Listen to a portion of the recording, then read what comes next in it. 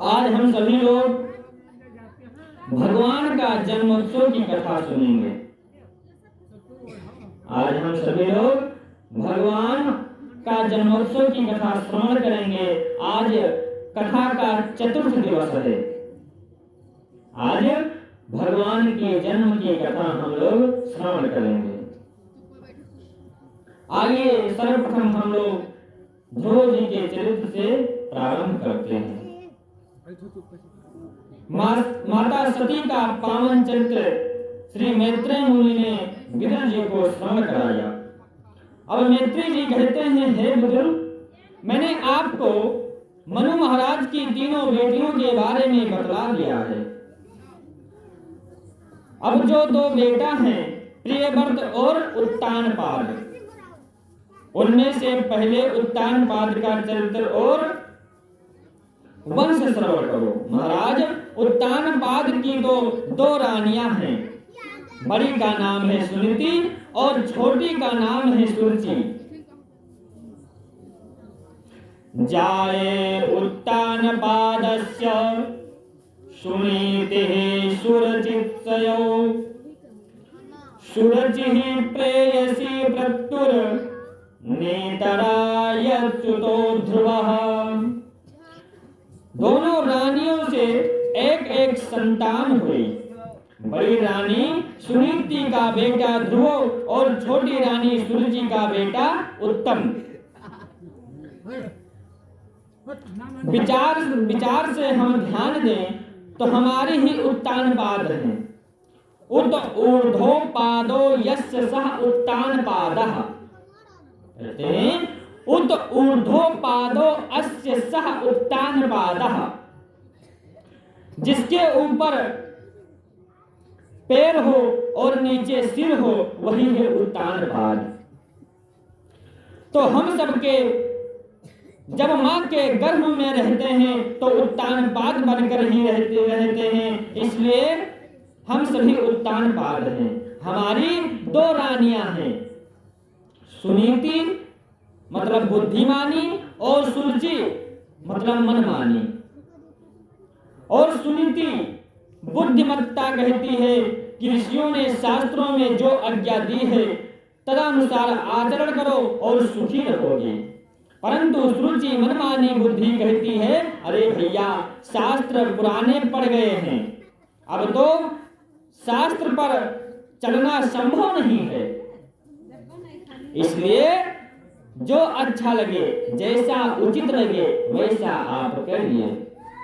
उत्तानपाद ने सुनीति को निकालकर जैसे सुरुचि की दास्ता स्वीकार कर ली, आज हम भी वही कर रहे हैं। शास्त्रों में चाहे जितना श्रद्धा रखें, पर अंत में व्यवहार जगत में शास्त्रों को किनारे ही धर देते हैं और व्यवहार में मनमाने की ही ज्यादा मनाते हैं।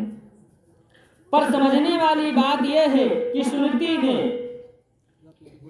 सुनीति से क्या मिला और सुरुचि से क्या मिला।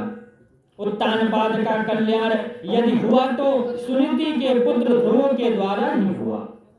तो सुनीति के मार्ग में आचरण करोगे तो ध्रुव तत्व की प्राप्ति होगी, जो तुम्हें अमृत प्रदान कर देगा। आज भी चमक रहा है और बेईमानी लाखों हैं, पर हमने उनमें से बेईमानी करके उसी पंक्ति में और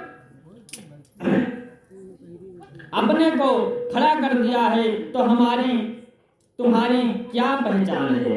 ईमानदार व्यक्ति लाखों में भले ही एक ही हो, परंतु उसकी प्रतिष्ठा होती है, उसका एक अलग स्वरूप समझा जाता है।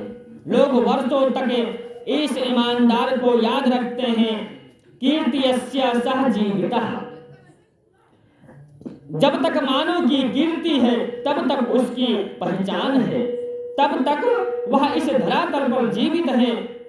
शरीर तो कुछ वर्षों तक है, पर कीर्तिमान लोग हमेशा के लिए अमरत्व को प्राप्त करते हैं।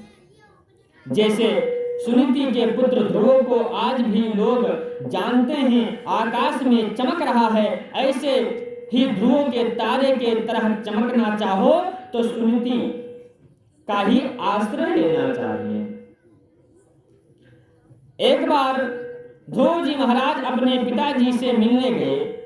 परिचय पाते ही पुत्र का अंक में हृदय पर पुत्र को हृदय से लगा लिया और गोद में बैठा लिया। परंतु जब सौतेली माँ सुरुचि ने देखा तो ध्रुव को हाथ पकड़कर नीचे उतार दिया और अपने बेटा ध्रुव, तू भले ही राजा का बेटा है तो क्या हुआ, मेरी कुक्षी कोष से तेरा जन्म नहीं हुआ, इसलिए दुर्लभेर्थे मनोरथा। शास्त्रों में लिखा है दुर्लभते मनोरथा, ये तेरा मनोरथ दुर्लभ है। दोबारा कभी इस सिंहासन पर बैठने का साहस मत करना। ध्रुव जी बोले, माता जी केवल मैं इसलिए नहीं बैठ सकता हूँ कि मैं तुम्हारा बेटा नहीं हूँ, तो अब ये बताइए इस सिंहासन पर बैठने के लिए क्या करूं।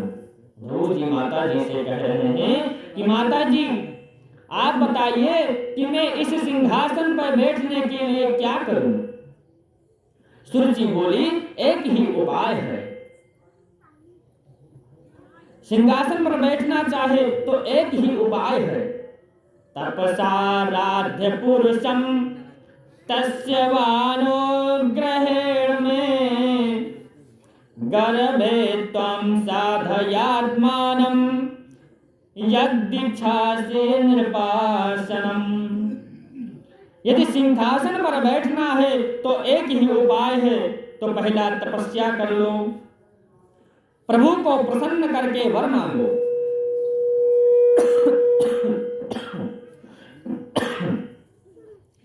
प्रभु को प्रसन्न करके वर मांगो, कहो कि तब मांग लेना कि मेरा जन्म तो सुरुचि माँ के पेट से हो, फिर भी इस शरीर को त्याग कर मेरा पुत्र बनकर पैदा होना, तब मुझे सिंहासन मिलेगा। इस वचनों से भक्त का भगवान दोनों का अपमान कर दिया। सुरुचि भक्त का तो अपमान कर ही दिया है और साथ ही तो भगवान का वो भी अपमान कर दिया, क्योंकि यहाँ सुरुचि अपने गर्भ को भगवान से बड़ा बात रही हैं, भगवान से बड़ा भी बता रही हैं, और पहले तपस्या करेगा तब भगवान मिलेंगे, और जब भगवान मिलेंगे तब तुझे मेरे गर्भ में आने के लिए कहेंगे। इसका मतलब कि सुरुचि का गर्भ भगवान से भी ऊपर है। ध्रुव जी महाराज तो इस अपमान को घूंट पीकर रोते रोते घर को चल दिए। जैसे ही सर्प को किसी ने डंडा मार दिया तो वो घायल सर्प जैसे फुफकारता है, ऐसे फुसकारते लंबी श्वास लेते हुए ध्रुव जी महाराज लौट पड़े।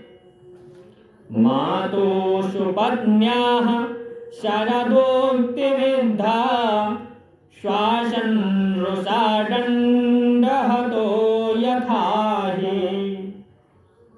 मातो सुपत्न्याः शरदोक्ति विद्धा श्वसन रुषादंडहतो यथा हि। हित्वा मिषन्तं पितरं सन्नवाचं जगाम मातो प्ररुदं सकाशम्। रोते हुए अपने बेटे को जब सुनीति ने देखा तो दौड़कर अंक में भर लिया और हृदय से लगा लिया। सुनीति ने पूछा, बेटा क्या बात है, किसने तुम्हारा अपमान किया है? और कंठ अवरुद्ध होकर ध्रुव जी कह रहे हैं, कंठ अवरुद्ध होकर ध्रुव जी कह नहीं पा रहे हैं। पर उनके साथियों ने पूरा वृत्तांत अक्षरशः सुना दिया। बालकों का हृदय तो एकदम निष्कपट होता है, जैसे देखा वैसे ही सुना दिया। मैत्रेय जी कहते हैं, विदुर जी जैसे खिलती हुई लता आग की ज्वालाओं से झुलकर मुरझा जाती है, ऐसे ही सुनीति माँ का खिला हुआ वह मुस्कान मुख कमल इस बात को सुनकर सुलझ गया। शोक दावाग्निना दावर लेता बाला। इतना सब सुनकर भी हृदय तो शोक ही आग में जलकर भस्म हो गया, परंतु फिर भी अपनी वाणी से एक भी शब्द सुरुचि के विरोध में नहीं बोला और उल्टी सुरुचि के वचनों का अनुमोदन करने लगी। बेटा ध्रुव, माँ के प्रति ऐसी भगवान मन में कुछ मत लाना, वह तेरी माँ है और सौतेली माँ का अधिकार अपनी माँ से कहीं ज्यादा होता है। ऐसी समझा रही है। माँ मंगलम तांत परे तुमस्था भूते जनो यत् परदुःख सस्तत्। वह तेरी माँ है, डांट दिया तो क्या हुआ, माँ का अधिकार होता है और फिर उसने गलत तो भी कुछ नहीं कहा है। ध्रुव जी चौंके, क्या गलत नहीं कहा? उन्होंने मुझे अभाग्नि का बेटा कहा है, तुम्हें गाली दी है और मेरी माँ को गाली कोई भी दे तो मैं कैसे सुन लूं? सुनती माँ ने समझाने लगी कि देख बेटा, सत्यम सुरत्या विहितम भवान्ये यद्दुर्भगाया उदरे गृहीतः। उसने कहा कि तू अभाग्नि का पुत्र है और दुर्भाग्नि का संतान है, तो क्या हुआ? वो क्या गलत कहा? मैं अपने को कब भाग्यशाली मानती हूँ? यदि तुझे अभाग्नि का उसने अभाग्नि कह दिया है तो क्या गलत कहा है? देखो बेटा, एक बात जीवन में याद रखना, उसने तो मुझे वह बात बताई जो आज तक मैं नहीं बता पाई। उसने कहा कि तपसा राध्य पुरुषम। तू हमेशा पिताजी के बारे में मुझसे पूछता था, मैं तो पिता का परिचय ठीक से तुझे नहीं करा सका, पर उनसे तो परम पिता के बारे में तुझे बता दिया है। वह परम पिता का एक ही बार तूने पा लिया तो वह ऐसी पदवी प्रदान करता है जिससे कभी उतरना ही नहीं पड़ता है और उस परम गति के परिचय देते ही सो तेरी माँ ने कराया है। बेटा चूकना मत। ध्रुव जी अवाक कर रहे हैं और माँ आप उनकी हर बात पर अनुमोदन कर रही हैं और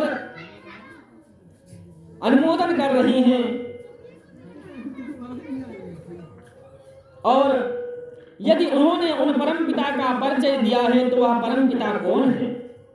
कैसे उनसे भेंट होगी?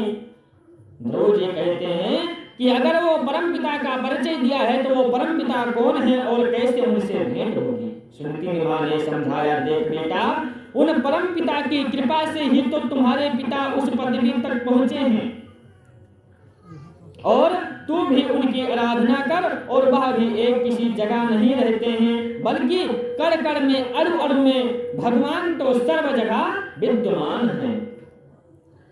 श्री रामचरितमानस में बाबा गोस्वामी तुलसीदास जी कहते हैं कि हरि व्यापक सर्वत्र समाना और प्रेम ते प्रगट होय मैं जाना।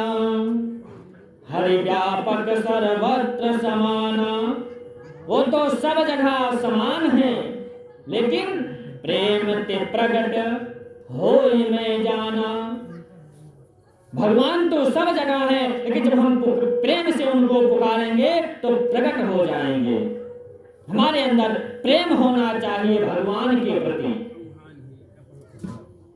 हम तो प्रेम दिखाते हैं इंसान को और स्वार्थ दिखाते हैं भगवान को। अगर बढ़िया बढ़िया भोजन का भोग लगाना है, अरे फलाने को बुलाओ भोजन करने, खराब हो जाएगा। और भगवान को अरे दिखाओ, उससे क्या करना है, भगवान खाएंगे थोड़ा ना, ऐसे कह देते हैं। ऐसी बात नहीं है। प्रेम को, भगवान को प्रेम से पाओ और इंसान को स्वार्थ से पाओ। इंसान को अगर ऊपर से भी मानोगे तो इंसान मान जाएगा। इंसान को ऊपर से मानो और भगवान को अंदर से मानो। इंसान को ऊपर से जितना पढ़ाई कर सको उतना करो, लेकिन भगवान को अगर पुकारना है तो हृदय से पुकारो। ध्रुव जी ने पूछा, अच्छा माँ, सब जगह है तो फिर दिखाई क्यों नहीं देते हैं? वेविष्ट व्याप्नो नोति सकलम जगत इति विष्णु। माता बोली, देख बेटा, हर वस्तु दिखाई नहीं पड़ती है। पुष्प के कण कण में सुगंध है, पुष्प के कण कण में भी सुगंध है, पर दिखाई नहीं देता है। और दिखाई कहाँ पड़ता है? अगर हम पुष्प लाएं, उसमें देखें, सुगंध दिखाई नहीं पड़ेगा, लेकिन उसमें सुगंध है। और दूध के कण कण में घी है, परंतु दिखाई नहीं देती। दिखाई कब देगी? जब उसमें हम लोग तपस्या करेंगे, दूध को लाएंगे, बैठाएंगे, मथनी से मथेंगे, चूल्हे पे चढ़ाएंगे, तब जाकर कहीं घी निकलता है। उसी प्रकार अपने जीवन को जितना हो सके उतना मथो, और पर उसी दूध को पहले जमाओ, दही बनाओ और मंथन करो, तब जाके घी प्रकट होता है। जगत के अणु अणु में ईश्वर की सत्ता विराजमान है। ईशावास्यामिदं सर्व यत्किंचन जगत्या जगत। उसकी उपासना करो, साधन करो, सद्गुरुदेव की अनुकंपा से कहीं से भी प्रकट हो जाएगा। उसे कहीं आना जाना थोड़े ही पड़ता है। जहां तुम्हारी निष्ठा परिपक्व हो जाती है, परमात्मा वही प्रकट हो जाते हैं। ध्रुव जी महाराज के हृदय में एक एक बात बैठ गई और चल पड़े। संस्कार जब जागृत होते हैं तो बहाना कई बन जाते हैं। तुलसीदास जी महाराज का संस्कार तो पूर्व से ही पुष्ट था, बहाने की तो आवश्यकता था। सो उनकी पत्नी की वाक्य ही बहाने बन गया। पत्नी के वचन ने संस्कार को जागृत कर दिया। अरे दीपक बाती से तैयार कर रखी है तो चिंगारी की आवश्यकता थी। जहां चिंगारी जली, दीपक जल उठा। कुछ लोग कहते हैं, अरे गोस्वामी को तो इतना महान संत यदि बनाया तो उनकी पत्नी ने। कुछ लोग कहते हैं, गोस्वामी जी को इतना महान संत बनाया तो उनकी पत्नी ने, उनकी डांट से वह संत बन गए। पत्नी के डांटने से ही कोई संत बन जाता है, तो आज घर घर से संत बैठे नजर आते। अगर पत्नी के डांटने से कोई संत बनता था तो आज हर घर में एक संत होते। पत्नी इतना फटकार लगाती है, क्या कर रहे हो, जाओ बाहर कमाओ जाके। और वचन तो एक निमित्त बन गया, संस्कार उनके जागृत हो गए। दीपक तैयार था इसलिए जल उठा। जब घी ना हो, बाती भी ना हो तो चिंगारी क्या करे। ध्रुव जी की चिंगारी जागृत हो गई और घनघोर बन गई। जाकर चारों तरफ देख रहे थे परमात्मा का कहां ढूंढे, और जब कोई सच्ची लगन के साथ निकला नहीं तो परमात्मा उसके पथ प्रशस्त करने के लिए स्वतः संतों का दर्शन उसे करवा देते हैं। संतों को ढूंढने से दर्शन प्राप्त नहीं होता। हरि की कृपा जब होती है तो संत सहजता से प्राप्त हो जाते हैं। हरि की कृपा ना हो तो प्रयत्न करने पे भी संत नहीं मिलते हैं। बिनु हरि कृपा मिल ही नहीं संता। रामचरितमानस में बाबा कहते हैं कि बिनु हरि कृपा मिल ही नहीं संता। ध्रुव जी महाराज तो परमात्मा की चारों ओर ढूंढ रहे हैं कि अचानक देवर्षि नारद जी मिल गए। अरे बेटा, इस जंगल में तू कहाँ जा रहा है? ध्रुव ने कहा, नारद को प्रणाम करके अपनी कथा सुना दी। और सारी घटना सुनकर नारद ने मन ही मन मुस्कुराए। अहो तेजा क्षत्रियाणाम मान भंगम सुस्यताम। अद्भुत तेज है इन क्षत्रियों का। 5 साल का ये क्षत्रिय कुमार अपनी सौतोली मां के से वृद्धित होकर आज परमात्मा को पाने के लिए निकल पड़ा है। थोड़ा इसका निरीक्षण करके देखूं कि इसका वैराग्य किस स्तर का है, क्योंकि संसार में प्रायः मरकट वैरागी ही ज्यादा होते जाते हैं। घर में भई खटपट कि चलो बाबा के मठ पर, ऐसा है घर में हो खटपट चलो बाबा के मठ पर। घर में लड़ाई झगड़े होने पर प्रायः लोगों को वैराग्य का बोध चढ़ता है और कुछ नहीं धरा कि पूरी दुनिया स्वार्थी है, आज से कोई मतलब नहीं, हम तो चले हरिद्वार में भजन करने। तिल मिलाकर घर से निकल पड़े और रेलवे स्टेशन पर जाकर पहुंच गए कि अपने पोते पप्पू को याद आ गई और मेरा पोता कितना छोटा है और मेरे साथ सोता था, मेरे साथ खाता था, उसे छोड़कर चला जाऊंगा तो बेचारा बीमार पड़ जाएगा, रो रो कर घर भर देगा। अरे 10 बर्तन हैं खटखट, 10 बर्तन जहां पे हैं वहां खटखटाते ही रहते हैं। जरा समझदार वह हो जाए।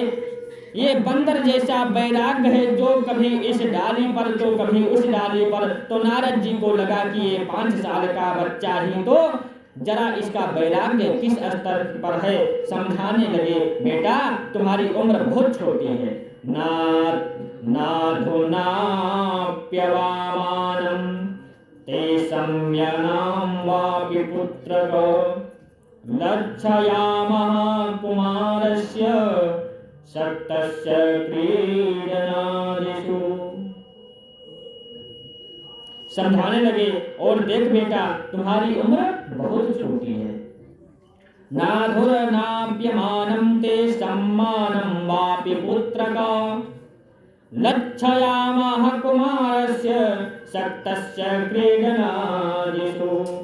हे बेटा तुम्हारी उम्र अभी खेलने कूदने की है और इस छोटी सी अवस्था में मान और अपमान पर इतना ध्यान नहीं देना चाहिए। बच्चों को तो माता पिता सहजता से ही डांट देते हैं, इतना बुरा मान गए। और जिस परमात्मा से मिलने की बात कर रहे हैं उस परमात्मा को पाने के लिए तुम्हें मन सैकड़ों संत मिलेंगे जिन्होंने सैकड़ों वर्षों की उपासना कर रखी है, आज तक एक झलक नहीं मिल पाई है उन्हें। मुनयः पदवीं यस्य निसंगो नोर्जन्मभि नाविदुर्मृग्यन्तोऽपि ते प्रयोग समाधिना। बड़े बड़े महात्मा, बड़े बड़े योगींद्र मुनींद्र संत सन्यासी लोग जिन जन्म जन्मांतर से ही साधन कर रहे हैं, परेशान हैं, फिर भी पाते नहीं हैं। तू 5 साल का बालक कैसा पा सकेगा? एक बात कहूं, संसार में जो सुख दुख मिलते हैं वह अपने प्रारब्ध के अनुसार मिलते हैं। बुद्धिमान व्यक्ति वही है। बुद्धिमान व्यक्ति को ये अनुभव करना चाहिए कि दुख में पाप छीड़ हो रहे हैं और सुख में सुकृत समाप्त हो रहे हैं। ऐसे अनुभव करने से क्या होगा? दुख में वह ज्यादा घबराएगा नहीं और सुख में वह ज्यादा अभिमानी नहीं बनेगा। यस्य यद्रेव विहितं सा तेन सुख दुःखयो आत्मानं तोषयन्देहि तमसः पारमृच्छसि। ये बात अबोध बालक नहीं समझेगा, बुद्धिमान विवेक पुरुष में ही समझ सकते हैं। इस प्रकार अज्ञानी जीव तो दुख में एकदम दुखी होकर डूब ही जाते हैं और विवेक तो सत्पुरुष जो विवेकशील है वह उस दुख को पाप का नाश देखकर उसके परिणाम से सुखी होते हैं। बड़ा दिव्य उपदेश नारद ने दिया और कहा एक बात और सुन ले, बड़ों को देखकर सुखी होना सीखे और छोटों पर अनुग्रह करना सीखो और बराबर को लोगों से मित्र करो और जीवन में कभी दुखी नहीं होंगे। आजकल हम अपने दुख में उतने दुखी नहीं हैं जितने कि पड़ोसन के दुखी से दुखी हैं। हम अपने दुख से दुखी नहीं हैं कि पड़ोसन के सुख से दुखी हैं। ये क्या हो गया? इनका रुपया कहां से आ रहा है?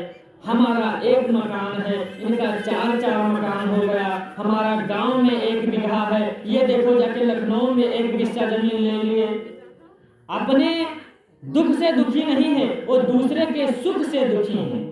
और ऐसे लोग कभी सुखी नहीं हो सकते जिनकी ऐसी बुद्धि है।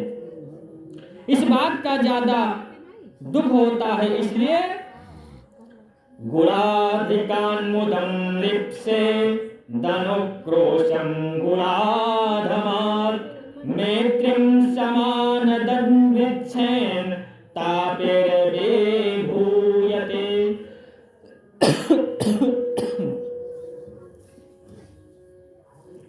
बड़ा सुंदर उपदेश नारद ने इस बालक को दिया है। पर ध्रुव जी का हाथ जोड़कर बोले, सरकार, कोई छलनी को लेकर गैया दूधने के लिए बैठ जाए तो क्या दूध टिक जाएगा?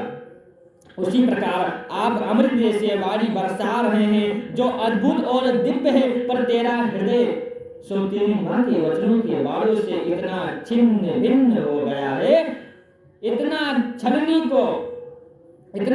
छलनी हो गया है कि वह आपका अमृत मेरे हृदय में टिक नहीं पा रहा है।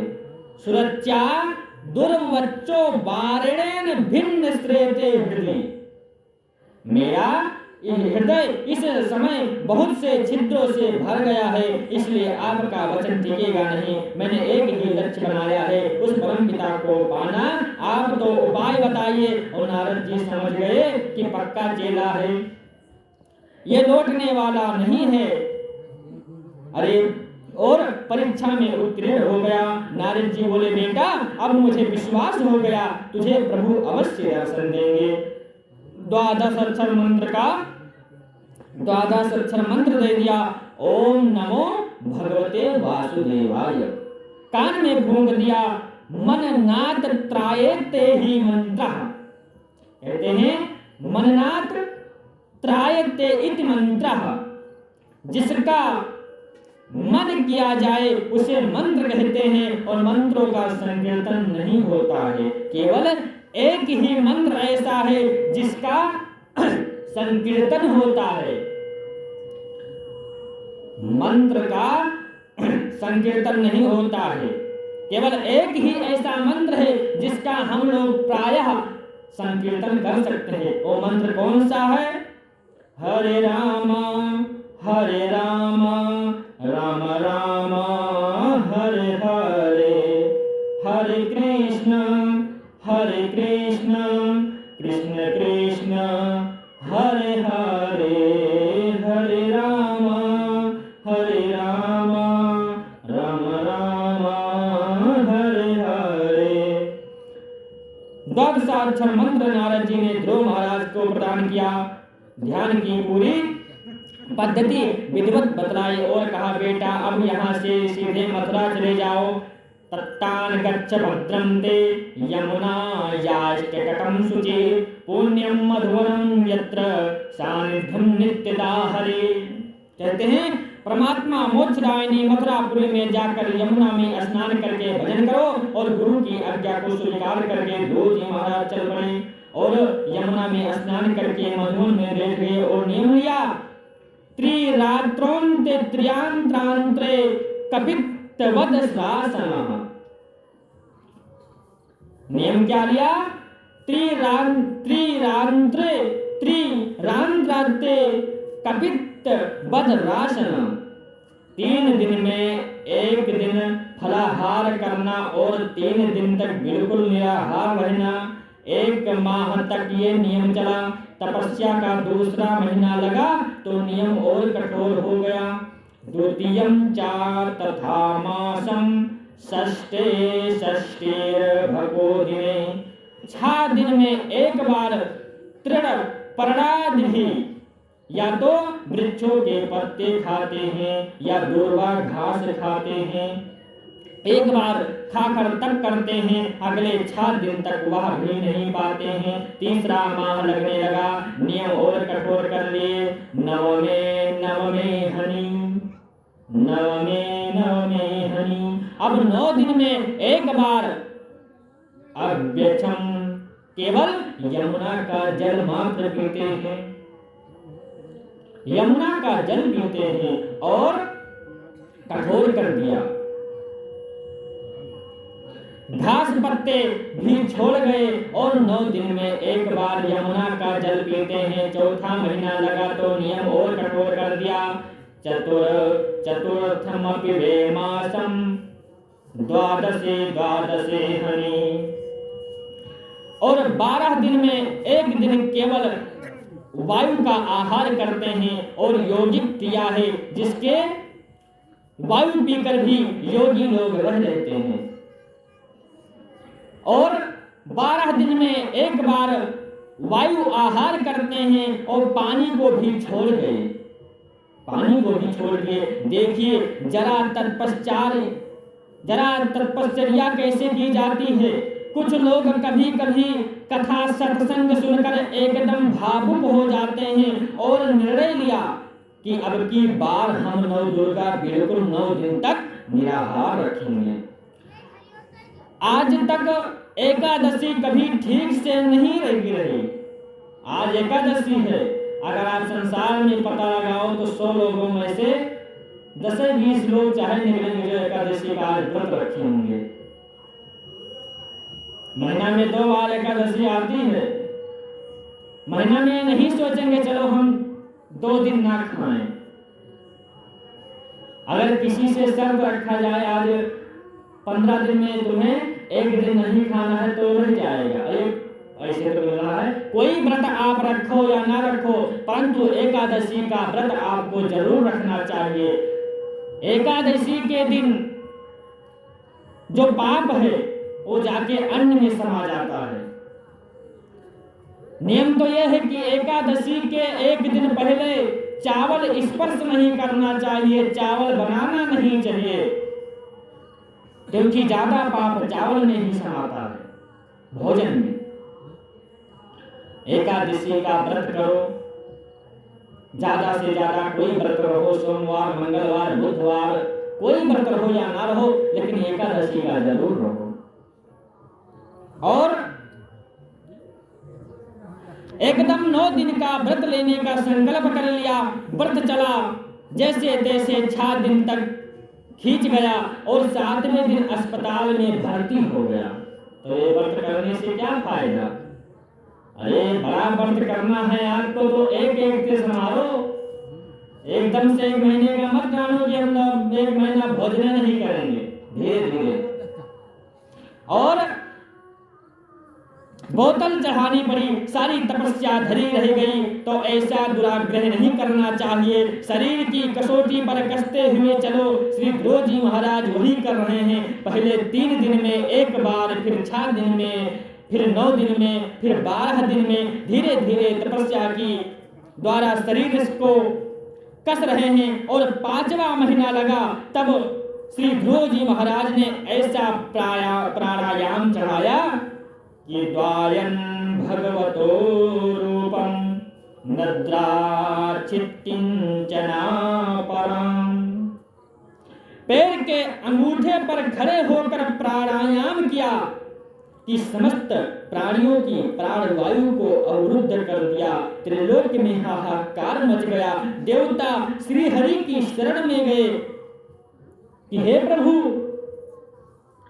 नेवं विदामो भगवन् प्रारूढं चराचरस्य अखिलसत्त्वधाम्ना विदेहि तन्नो मृजनाद्मोक्षं प्राप्तं वयं तां शरणं शरण्यं।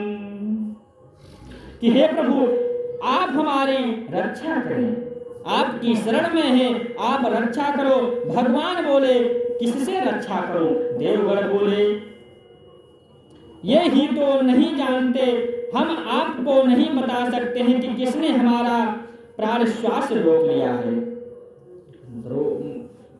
देवता लोग भगवान से कहते हैं कि यही तो हम नहीं जानते कि किसने हमारा प्राण श्वास रोक लिया है, ये तो आप ही जाने। भगवान बोले मां बेष्ट, मत डरो, भगवान बोले मां वेष्ट मत डरो, क्योंकि ओतान पादिरे मयि संगतात्मा, उत्तानपाद के पुत्र ध्रुव की आत्मा मुझ में इतनी समर्पित हो गई है कि आज उसकी वायु प्राणी वायु के अवरुद्ध होने से उसकी प्राण वायु वृष्टि से समाप्ति में परिणित हो गई है। और घबराओ मत, ये तो कहकर भगवान गरुड़ पर आरूढ़ होकर दौड़ पड़े। मैत्रेय जी मुनि कहते हैं विदुर जी, मधोर्वनम भृत्य देशस्त्रयागता, आज ध्रुव जी को दर्शन देने के लिए प्रभु नहीं दौड़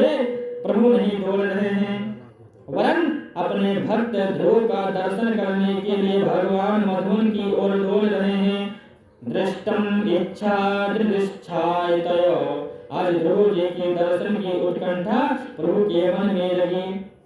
दौड़े दौड़े गरुड़ पर आरूढ़ होकर शंख चक्र गदा पद्म लेकर भगवान नारायण प्रकट हो गए और ध्रुव जी आंख बंद किए खड़े हैं। प्रभु समझ गए कि आंख खोलने वाला नहीं है, क्योंकि भीतर मेरी जटा इसे दिख रही है। और सो भीतर का दृश्य प्रभु ने अंतर्धान कर दिया। तब ध्रुव ने घबरा गया और नेत्र खोल दिया, तो भीतर वाले प्रभु आंख के सामने खड़े नजर आ गए। और भगवान की वह अद्भुत जटा को देखते ही ध्रुव जी ने प्रणाम किया और हाथ जोड़कर खड़े हो गए। मन ही मन सोचने लगे कि भगवान गरुड़ जी माता जी से सैकड़ों बातों पूछी पर नहीं पूछ पाए। जब प्रभु प्रकट हो गए तब क्या करना चाहिए? पूजा करूं तो कैसे करूं, सामान कुछ भी नहीं है, स्तुति करूं तो कैसे करूं, आता जाता कुछ भी नहीं है। पर प्रभु समझ गए। तुरंत ध्रुव जी के निकट आकर अपना दिव्य शंख ध्रुव जी के कपोल से स्पर्श करा दिया और स्पर्श बालम कृपया कपोले,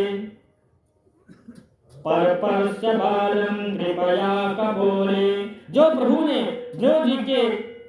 ध्रुव जी के गाल में अपना शंख स्पर्श कराया तो स्पर्श होते ही ध्रुव जी का सारा वेद वेदांत कंठस्थ हो गया और भगवत कृपा से गूंगने की आवाज दे रहे हैं।